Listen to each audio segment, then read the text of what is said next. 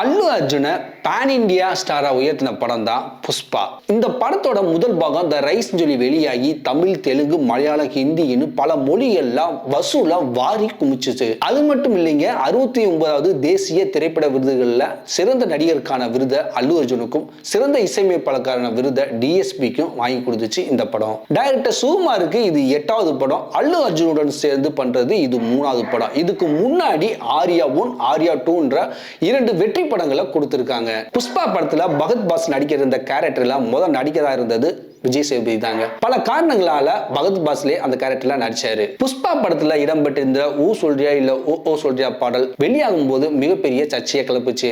அதுவே அந்த படத்துக்கு மிகப்பெரிய ப்ரொமோஷனாகவும் அமைஞ்சிச்சு. இப்ப புஷ்பா த ரூல் படம் 2024 ஆகஸ்ட் 15ஆம் தேதி வெளிவர இருக்கு. இதோட டீசரை அல்லு அர்ஜுனின் பிறந்த நாளான ஏப்ரல் 8ஆம் தேதி ரிலீஸ் பண்ணாங்க. சும்மா மிரட்டலான டீசர் தாங்க அது.